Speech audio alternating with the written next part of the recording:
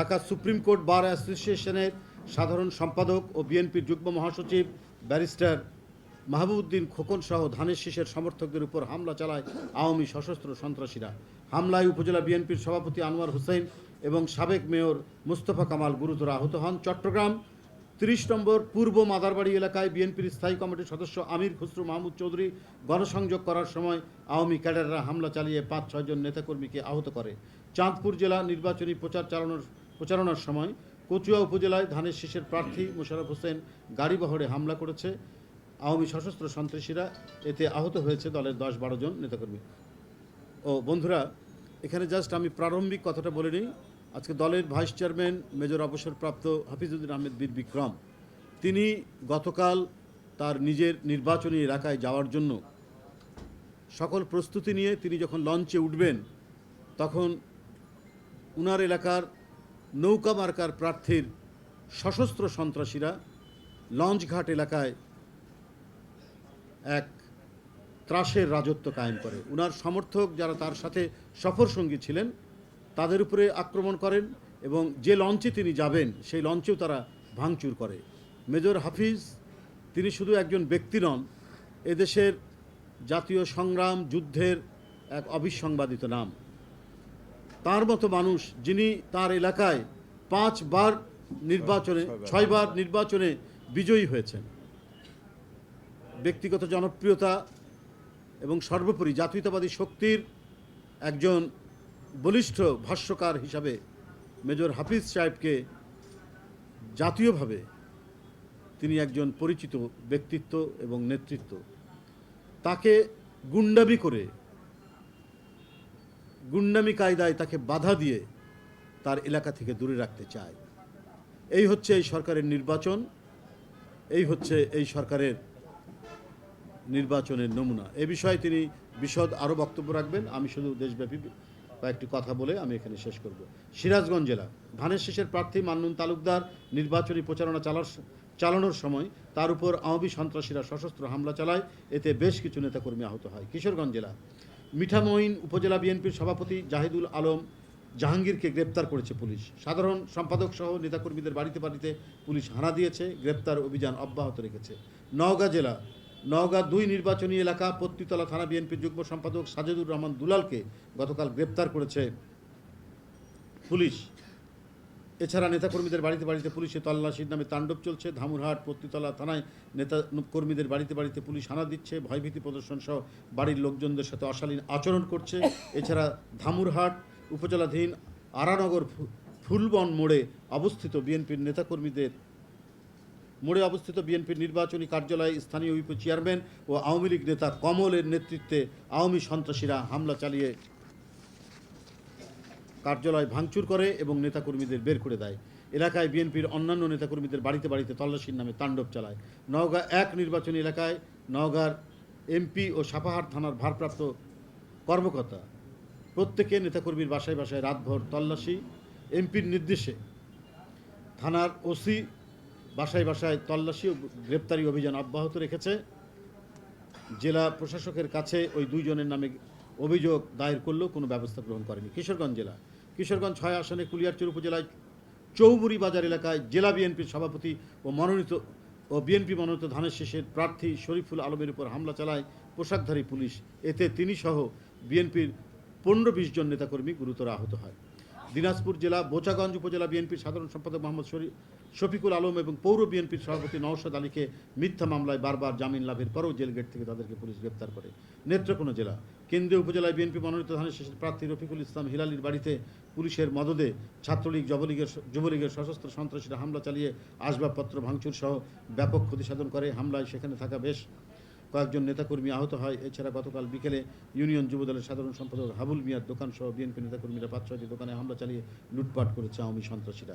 আটাপাড়া থানাধীন বানিয়াজন ইউনিয়ন কৃষক দলের সভাপতি শাহজাহান কবিরকে পুলিশ গ্রেপ্তার করেছে এবং উপজেলা ছাত্রদল নেতার বাড়িতে হামলা চালিয়েছে আওয়ামী ক্যাডাররা। আটপাড়া উপজেলায় নির্বাচনী প্রচারণার সময় ছাত্রলীগ যুবলীগ সন্ত্রাসীরা নেতাকর্মীদের উপর সশস্ত্র হামলা চালিয়েছে। জামালপুর জেলা বিএনপির নেতা মোহাম্মদ নুরুল ইসলামকে হাইকোর্ট এলাকা থেকে সাদা পোশাকে ডিবি পুলিশ তুলে নিয়ে গেছে, কিন্তু তাকে কোথাও খুঁজে পাওয়া যাচ্ছে না। আমি অবিলম্বে তাকে জনসমক্ষে হাজির করার জন্য জোর দাবি জানাচ্ছি। হাইকোর্টের জামিন থাকা সত্ত্বেও নাগরপাড়ার থানা যুবদলের আহ্বায়ক কনির হোসেন ভূঁইয়া, যুগ্ম আহ্বায়ক কোহিনুর মিয়া, দীপন মোল্লা, থানা বিএনপি যুগ্ম আহ্বায়ক ফিরোজ সিদ্দিক, থানা ছাত্রদল সভাপতি নজরুল ইসলাম, থানা শ্রমিক দল সাধারণ সম্পাদক মোহাম্মদ রফিজউদ্দিন, থানা বিএনপির সদস্য মোহাম্মদ হাবিবুর রহমান, তোফায়েল মোল্লা, যুবদল নেতা camera person Mintu, ৭১ TV reporter Arifin Shakil সহ কয়েকজন ক্যামেরা পার্সন ও গাড়ি চালককে আওয়ামী সন্ত্রাসীরা প্রচণ্ড মারধর ও লাঞ্ছিত করেছেন। টাঙ্গাইল জেলা, টাঙ্গাইল ২ গোপালপুর আসনে ধানের শীষের প্রার্থীর পক্ষে নির্বাচনী প্রচারণা চালানোর সময় জাওইল ইউনিয়ন বিএনপির সভাপতি হাবিবুর রহমান হাবিব সহ ২৫ জন নেতাকর্মীকে আটক করেছে পুলিশ। আওয়ামী সন্ত্রাসীরা অস্ত্র নিয়ে এলাকায় মহড়া দিচ্ছে। পুলিশ ও আইন শৃঙ্খলা বাহিনীর সদস্যরা নেতাকর্মীদের বাড়িতে বাড়িতে হামলা চালাচ্ছে। পুলিশ নেতাকর্মীদেরকে গ্রেপ্তার অভিযান অব্যাহত রেখেছে। ঢাকা মহানগর উত্তর বিএনপির দপ্তর সম্পাদক এবিএম রাজ্জাককে ডিবি পুলিশ পল্টন এলাকা থেকে গ্রেপ্তার করেছে। রূপনগর থানা বিএনপির সাধারণ সম্পাদক জসিমউদ্দিনকে পুলিশ গ্রেপ্তার করেছে। পল্লবী থানার ৫ নম্বর ওয়ার্ড বিএনপির সাংগঠনিক সম্পাদক মনির হোসেনকে পুলিশ গ্রেপ্তার করেছে। সিলেট জেলা, কানাইঘাট থানার সরাইলঘাট ইউপির যুবদল সাধারণ সম্পাদক আলমকে গতরাতে পুলিশ গ্রেপ্তার করেছে। নেত্রকোনা জেলা, কেন্দ্রীয় পৌর ছাত্রদল নেতা আসাদুজ্জামান খোকা, মোহাম্মদ সারওয়ার হোসেন, মিজানুর রহমান, বিএনপি নেতা আবু হানিফ মেম্বার, যুবদল নেতা আলী হোসেন, ছাত্রদল নেতা কাজী তাহের, মহসিন খান, যুবদল নেতা মোহাম্মদ মজনু মিয়া, স্বেচ্ছাসেবক দল নেতা মোহাম্মদ মামুন, পৌর বিএনপি নেতা নুরুল ইসলাম খানকে পুলিশ গ্রেপ্তার করেছে। জয়পুরহাট জেলা, খেতলাল থানার মামুদপুর ইউনিয়নে গতকাল বিকেলে নির্বাচনী অফিস উদ্বোধনের পরপর স্থানীয় চেয়ারম্যান আওয়ামী নেতার নেতৃত্বে অফিস ভাঙচুর করে এবং ধানের শীষের কর্মীদের হুমকি দেয়। আক্কেলপুর থানায় পুলিশের অনুমতি সত্ত্বেও বিএনপির নির্বাচনী মিছিলে আওয়ামী লীগের হুমকির মুখে পুলিশ বন্ধ করে দেয়। বন্ধুরা, তফসিল ঘোষণার পর থেকে মামলার সংখ্যা ১৫৮টি, গ্রেপ্তারের সংখ্যা ২,৪১৫ জন। গতকাল যেটি বলেছিলাম, গতকাল থেকে যে গ্রেপ্তার হয়েছে, আমরা রাত পর্যন্ত যেটা পেয়েছি বা সকালেও কিছু পেয়েছি, তাতে দাঁড়িয়েছে ২,৪১৫ জন। রিমান্ডের সংখ্যা আরও বেশি হবে। তো আমাদের জানা মতে এখনও ২৩ জন রয়েছেন। এই মোটামুটি হ্যাঁ আচ্ছা, মামলা ১০, ১২, ১৮ অর্থাৎ মার্কা পাওয়ার পর থেকে মামলার সংখ্যা ১৫টি, গ্রেপ্তারের সংখ্যা ৪২৫ জন, রিমান্ডের সংখ্যা এরপর থেকে রিমান্ডের সংখ্যা প্রায় ৪২ জন। মৃত্যুর সংখ্যা কফিল উদ্দিন, ভাটারা থানার ৪০ নম্বর ওয়ার্ড বিএনপির সহসভাপতি, পুলিশ নির্যাতন করে বাড়ির ছাদ থেকে ফেলে দেয়। এটা হচ্ছে একজন মৃত্যুর আমরা দিলাম। বন্ধুরা আমার, এই স্ট্যাটিস্টিক্সে যাওয়ার পর এখন একটি বিষয় আপনাদের সামনে তুলে ধরব। আমাদের বাংলাদেশ জাতীয়তাবাদী দল বিএনপির জাতীয় স্থায়ী কমিটির সদস্য, সাবেক মন্ত্রী, বারবার যিনি নির্বাচিত হয়েছেন তার নিজস্ব এলাকা থেকে, দাউদকান্দি থেকে, আমাদের শিক্ষক ডক্টর খন্দকার মুশাররফ হোসেনের কণ্ঠকে কাটপিস করে, এডিট করে, কারোর সাথে জুড়িয়ে দিয়ে আপনার যে ফোনালাপ ভাইরাল করা হয়েছে, আমি দলের পক্ষ থেকে তার তীব্র নিন্দা ও প্রতিবাদ জানাই। তিনি নিজে একটি বিবৃতি দিয়েছেন, সেই বিবৃতিটি আমি আপনাদের সামনে পড়ে শোনাচ্ছি। তিনি বলেছেন, আমার ভাবমূর্তি ক্ষুণ্ণ ও নির্বাচনী প্রচার কাজে বিঘ্ন সৃষ্টির জন্য সৃজিত ও বানোয়াট ফোনালাপের ভিডিও প্রচার করা হচ্ছে। ডক্টর খন্দকার মুশাররফ হোসেন সম্প্রতি বিভিন্ন সোশ্যাল মিডিয়া, অনলাইন ও বিভিন্ন গণমাধ্যমে থাইল্যান্ড ভিত্তিক পোর্টাল ট্রিবিউনের বরাত দিয়ে আমার সাথে জনৈক মেহমুদের কথোপকথনের একটি বানোয়াট ফোনালাপের ভিডিও প্রকাশ ও প্রচার করা হচ্ছে। এই ভিডিওটি আমার ভাবমূর্তি নষ্ট, একাদশ জাতীয় সংসদ নির্বাচনে প্রচারণা কাজে বিঘ্ন ঘটানো এবং আমাকে বিব্রত করার জন্য নির্বাচনী প্রচারণার এই সময়ে বানোয়াট সৃজিত এই ভিডিওটি রাজনৈতিক উদ্দেশ্যে প্রকাশ ও প্রচার করা হচ্ছে। এই ভিডিওটি হীন উদ্দেশ্যে সৃজিত ও বানোয়াট। জনৈক মেহমুদ নামে এই ব্যক্তিকে আমি চিনি না বা ভিডিওতে কথিত আইএসআইয়ের কোনো ব্যক্তি বা কর্মকর্তাকেও চিনি না। আমি কথিত এই ব্যক্তির সাথে বা আইএসআইয়ের কোনো কর্মকর্তার সাথে কখনো আমার এই ধরনের কথোপকথন হয়নি। আমি একাদশ জাতীয় সংসদ নির্বাচনে কুমিল্লা ১ ও ২ আসনে বিএনপি ও জাতীয় ঐক্যফ্রন্টের প্রার্থী হিসাবে প্রচার কাজে ব্যস্ত থাকায় প্রেস ব্রিফিং করে উক্ত বিষয়ে প্রতিবাদ করতে পারছি না। এমতো অবস্থায় উল্লেখিত, সৃজিত ও উদ্দেশ্য প্রণোদিত ফোনালাপের ভিডিওটি প্রচার করা থেকে বিরত থাকার জন্য সংশ্লিষ্ট সকল মহল ও ব্যক্তির কাছে সবিনয়ে অনুরোধ করছি। নিবেদক ডক্টর খন্দকার মোশাররফ হোসেন, সদস্য জাতীয় স্থায়ী কমিটি বিএনপি মনোনীত প্রার্থী। যে এটা যে করা যায় এর বহু প্রমাণ আছে। এর আগেও আমি বলেছি যে প্রধানমন্ত্রীর উপদেষ্টা এবং তার পুত্র সজীব ওয়াজেদ জয়েরও এইরকম ভিডিও প্রচারিত হয়েছে, আমরা সবাই শুনেছি, আপনারাও পেয়েছেন। এবং সেখানে তিনি বলছেন যে তার মাই সকল অনাচারের মূল হোতা এবং তিনি সকল সন্ত্রাস করছেন, এই ধরনের বক্তব্য একবারই সজীব ওয়াজেদ জয়ের। তো এটা তো বিশ্বাসযোগ্য নয়, তবে এটা করা যায়, প্রযুক্তির ব্যবহার করে যে এটা করা যায় এটা একবারই সুপ্রমাণিত।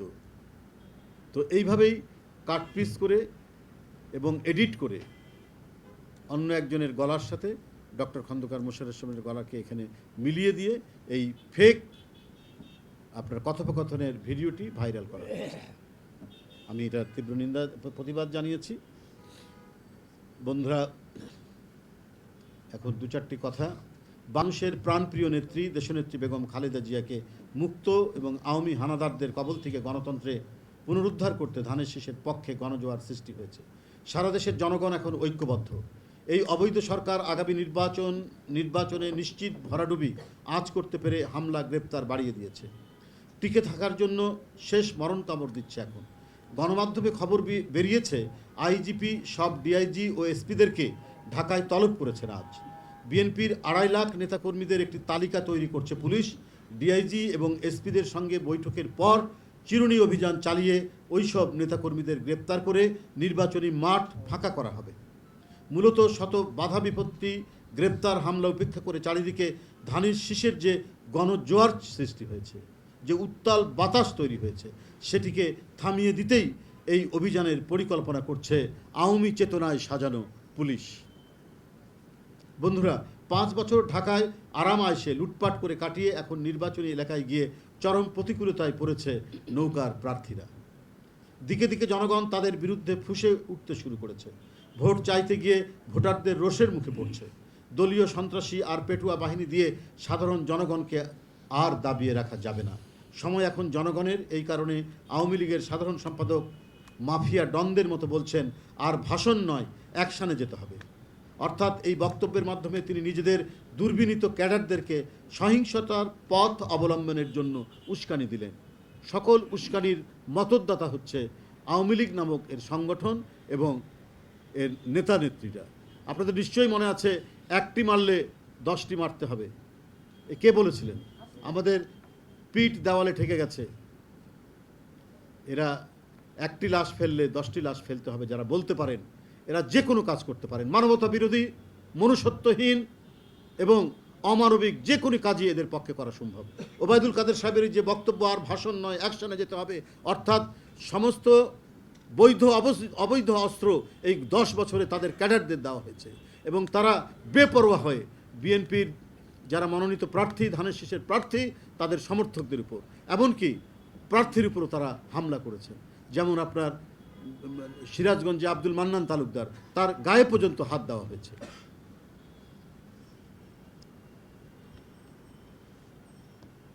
অব্যাহত মামলা, হামলা, গুম, খুন, দুর্নীতি ও দুর্বৃত্তায়নের বিরুদ্ধে জনগণের রায় এখন প্রতিফলিত হবে। আমরা নিশ্চিত এবার সরকারি সকল বাধা অতিক্রম করে সারা দেশে সাহসী জনতা ধানের শীষের বিজয় ছিনিয়ে আনবেই ইনশাল্লাহ। চারিদিকে কবি হেলাল হাফিজের একটি কবিতার পংক্তি খুব উচ্চারিত হচ্ছে। তিনি ঢাকার ভাষায় একটি চমৎকার কবিতা লিখেছিলেন। ভোলায়ে ভালায়ে আর কথা দিয়া আর কতদিন ঠকাইবেন মানুষ, ভাবতাছেন অহনো তাদের অয়নায় হুঁশ, গাছায়া লন বেশি দিন পাইবেন না সময়, আলামত দেখতেছি মানুষের ওই বই জয়। এটা হেলাল হাফিজের একটি বিখ্যাত কবিতা। ঠিক সেই পরিস্থিতি এখন। সাংবাদিক বন্ধুরা, সারা দেশে আওয়াজ উঠেছে নৌকা ডুবির। অনেকে রসিকতা করে বলেন যে নজরুল এবং রবীন্দ্রনাথ দুজনই বিএনপির পক্ষে, কারণ কবিগুরু রবীন্দ্রনাথ তিনি একটি উপন্যাস লিখেছিলেন নৌকাডুবি, আর কাজী নজরুল ইসলাম আমাদের জাতীয় কবি, তিনি কবিতা লিখেছিলেন আমরা শক্তি, আমরা বল, আমরা ছাত্র দল। তো জাতীয়তাবাদী ছাত্র দলের কথাটা উঠে এসছে জাতীয় কবির হাত দিয়ে, আর নৌকাডুবি উপন্যাসটা লিখেছেন বিশ্বকবি রবীন্দ্রনাথ ঠাকুর। অতএব এই কীর্তিমান বাঙালির দুই মানে শ্রেষ্ঠ পুরুষ, তাদের হাত দিয়েও কিন্তু আওয়ামী বিরোধী সে কত আগে মানে আওয়ামী বিরোধী চিন্তা ফুটে উঠেছে। যদিও এটা রসিকতা করে বলা হয়, তবুও কিন্তু এখানে কিছু ইঙ্গিত পাওয়া যায়। যাই হোক, এখন পতনের ক্ষণ গণনা চলছে, তাই পলায়ন পর সরকার নানামুখী ষড়যন্ত্রে লিপ্ত। জাতীয় ঐক্য ফ্রন্ট এবং ২০ দলীয় জোট নির্বাচনে অংশ নেওয়ার ঘোষণা দেওয়ার সময় চরম দুশ্চিন্তায় পড়ে গেছে ক্ষমতাসীন আওয়ামী লীগ। একাধিক সংস্থার মাধ্যমে তারা জানতে পেরেছে জনতা এবার হাতছাড়া, ক্ষমতা এবার হাতছাড়া হয়ে যাবে। আমাদের কাছে প্রমাণ সহ তথ্য আছে। গত 10ই ডিসেম্বর সোমবার পুলিশ হেডকোয়ার্টার্সে সংখ্যালঘু সম্প্রদায়ের কতিপয় নেতাদের নিয়ে একটি গোপন বৈঠক হয়েছে। এই বৈঠকে সিদ্ধান্ত হয়েছে নির্বাচনী প্রচারণায় সংখ্যালঘু সম্প্রদায়ের লোকদেরকে মাঠে নামাতে সর্বোচ্চ পদক্ষেপ নেওয়া হবে। একটি পর্যায়ে তারা নিজেরাই সংখ্যালঘু সম্প্রদায়ের লোকদের উপর হামলা চালাবে, প্রয়োজনে বড় ধরনের নাশকতাও করতে পারে। পরে এসব হামলা ও নাশকতার দায়ভার চাপাবে বিএনপি ঐক্যফ্রন্টের উপর। এসব ঘটনার মাধ্যমে তারা আন্তর্জাতিক সম্প্রদায়কে বোঝানোর চেষ্টা করবে যে যারা এখনই সংখ্যালঘু সম্প্রদায়ের লোকদের উপর হামলা করতে পারে, তারা ক্ষমতায় আসলে পরিস্থিতি কী হবে, এই কথাগুলো তারা বলবে। প্রধানমন্ত্রীর উপদেষ্টা এস.টি. ইমাম বিভিন্ন পত্রিকা অফিসে টেলিফোন করে বলছেন, বিএনপির ধানের শীষের প্রার্থীদের উপর যে হামলা হচ্ছে, সেই হামলা মামলার সংবাদ যেন ছাপানো না হয়। আমাকে অনেকেই নাম না বলার শর্তে বলেছেন যে এস.টি. ইমামের এই হুমকিমূলক মানে টেলিফোনগুলো যাচ্ছে বিভিন্ন গণমাধ্যমে। বিএনপিকে বেকায়দায় ফেলার জন্য যা যা করার দরকার আওয়ামী লীগ তাই করবে। পরিস্থিতি অনুকূলে না থাকলে বিভিন্ন অজুহাতে নির্বাচন বানচালও করে দিতে পারে।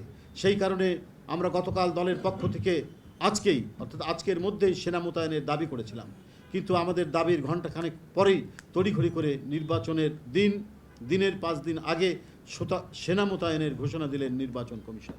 কারণ এই নির্বাচন কমিশন আর সরকার তো একই আত্মা, দুইটা অস্তিত্ব দুইটা হতে পারে কিন্তু আত্মা একই। আমাদের আশঙ্কা ঠিকই হলো, এই সময়ের মধ্যে তারা নির্বাচনে এই যে সময় অর্থাৎ তারা যে নির্বাচনের দিনের আগে 5 দিন আগে যে সেনাবাহিনী মোতায়েনের কথা বলেছেন, এর মাঝখানে যে সময়টা, এরই মধ্যে ওই আওয়ামী চেতনায় সাজানো আইন শৃঙ্খলা বাহিনী দিয়ে নির্বাচনী মাঠ বিরান ভূমিতে পরিণত করবেন। তবে আমরা সকল বাধা অতিক্রম করে নির্বাচনের দিন পর্যন্ত ভোটের লড়াই করে যাব। জনগণই সকল ক্ষমতার উৎস, এটি বলেছেন এই দলের প্রতিষ্ঠাতা, স্বাধীনতার ঘোষক রাষ্ট্রপতি জিয়াউর রহমান। আমরা সেই জনগণের ক্ষমতার উপরেই আমরা নির্ভর করি, জনগণই আমাদের শক্তি। বন্ধুরা, সারা দেশে অস্ত্রধারী সন্ত্রাসীরা প্রকাশ্যে নৌকার পক্ষে মহড়া দিচ্ছে।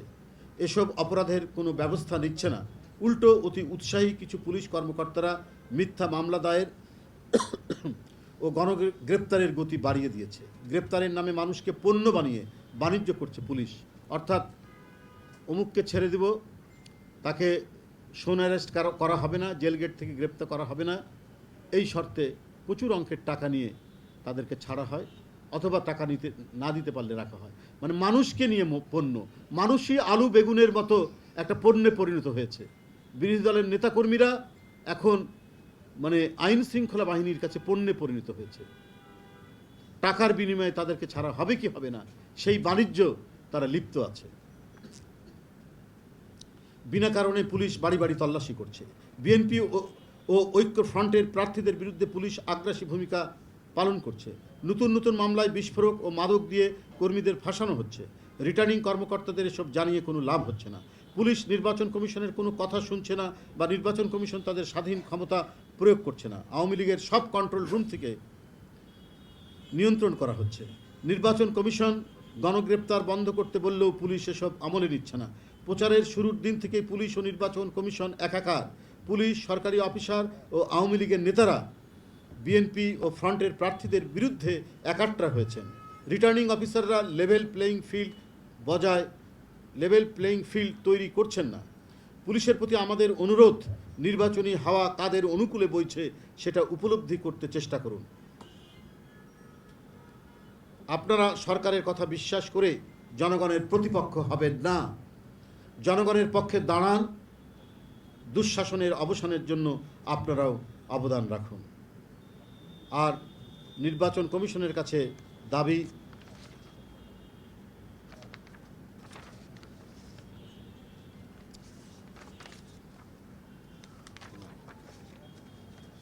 অবৈধ প্রধানমন্ত্রী, সাংবাদিক বন্ধুরা, শেখ হাসিনা বিজ্ঞান ও প্রযুক্তি এবং ডাক, টেলিযোগাযোগ ও তথ্য প্রযুক্তি মন্ত্রণালয়ের দায়িত্ব নিজের হাতে নিয়েই 54টি নিউজ পোর্টাল বন্ধ করে দিয়েছেন। আওয়ামী লীগের রাজনৈতিক আদর্শ হলো তাদের বিরুদ্ধে কোনো সমালোচনা সহ্য না করা। 75 সালে সব পত্রিকা বন্ধ করে দিয়ে একদলীয় বাকশাল কায়েম করেছিলেন। এবার শেখ হাসিনা তার অনুগত দলদাস মিডিয়াদের দিয়ে স্তুতি প্রচার নির্বিঘ্ন করতে 54টি নিউজ পোর্টাল বন্ধ করে দিয়েছেন। এর মাধ্যমে শেখ হাসিনা নিজেই প্রমাণ করলেন বাকশাল মরিয়াও মরে নাই। আপনাদের মনে আছে রবীন্দ্রনাথের একটি ছোট